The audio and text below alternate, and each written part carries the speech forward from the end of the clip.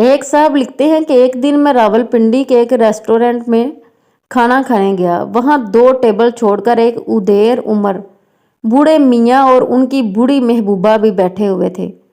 Please like and subscribe इस channel. अल्लाह ताला आपकी मोहब्बत से आपको मिला दे जो चैनल को सब्सक्राइब करे।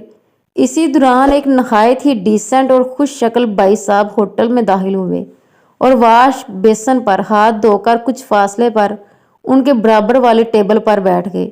चूँकि हमने अपने खाने का आर्डर पहले ही दे दिया था तो इसलिए हम खाने का इंतज़ार कर रहे थे कि अचानक उस साहब के मोबाइल फ़ोन की बेल बजी, जिसके बाद वो कदरे ऊंची आवाज़ में मोबाइल पर किसी से बात करने लगे।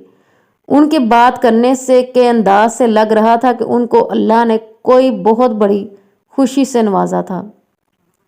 और फिर मोबाइल पर बात ख़त्म करके वो वहाँ पर मौजूद सब लोगों को मुखातब करते हुए बुलंद आवाज़ में बोले, ख़वातीनो हज़रात, आज मैं बहुत खुश हूँ कि अल्लाह ने मुझे बेटा अता किया और इस खुशी में मैं आप सबको मटन कढ़ाई खिलाऊंगा।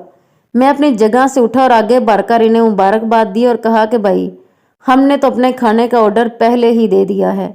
ये सुनते ही उन्होंने कहा, अच्छा चलो कोई बात नहीं, इसी खुशी में आपके खाने का बिल मैं अदा करूंगा। और फिर उन्होंने वहां पर मौजूद बाकी सब लोग बाशमूल उन बूढ़े मियाँ जी और उनकी बुढ़िया के लिए मटन कढ़ाई का ऑर्डर किया और सबका बिल अदा करके अपना खाना खा के खुशी खुशी चले गए। चंद दिनों के बाद मैं अपने दोस्तों के हमरा एक सिनेमा गया तो क्या देखा कि वही साहब वहां पर एक 5 साल के बच्चे के हमरा टिकट के लिए लाइन में खड़े थे। मैं अपने दोस्तों से नज़र बचाकर उनके पास पहुंचा। जो ही मैंने उन्होंने मुझे देखा, देखते ही मुझे पहचान गए और मुस्कुराने लगे। बहरहाल सलाम दुआ के बाद मैंने तंजिया कहा कि माशाल्लाह आपका बेटा तो चंद ही दिनों में इतना बड़ा हो गया है। मेरी बात सुनकर उन्होंने कहा, भाई छोड़ो इस बात को, ये बड़ी अजीब कहानी है, फिर किसी दिन मिलोगे तो बताऊंगा। जब उन्होंने ये कहा तो मेरा तजस्सुस और भी बढ़ गया और मैंने इसरार किया कि वो मुझे ये अजीब कहानी अभी बताएं। आखिर मेरे बहुत इसरार पर उन्होंने जो बात बताई उसके बाद मैं अपने आप को बहुत छोटा समझने लगा और उनका मुकाम मेरी नज़रों में कदरे बुलंद हो गया। दोस्तों, उन्होंने बताया, इस दिन जब मैं रेस्टोरेंट में दाखिल हुआ तो हाथ धोने के लिए वाश बेसन की तरफ गया। वहाँ हाथ धोते हुए मैंने उन दोनों मियाँ बीवी और अम्मा जी की बातें सुन लीं।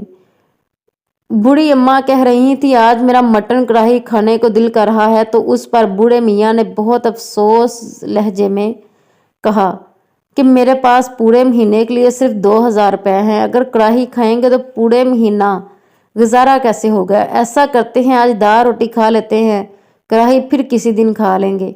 उन साहब ने कहा कि इसी वजह से मैंने अपने मोबाइल की खुद ही बेल बजाकर वो बेटे की पैदाइश का ड्रामा किया ताकि अपनी फर्जी खुशी के बहाने इनकी दिली खिदमत खामोशी से कर सकूं। मैंने कहा, तो भाई आप सिर्फ इन्हीं बुजुर्गों के पैसे दे देते, आपने खामखा बाकी सब लोगों को भी खाना खिलाया और उनका बिल भी अदा किया। तो उन्होंने जवाब दिया, ऐसा करके मैं उन बुजुर्गों की इज्जत नफ्स मजरू नहीं करना चाहता था। Please like and subscribe this channel. Thanks for watching. जज़ाकिल्लाह।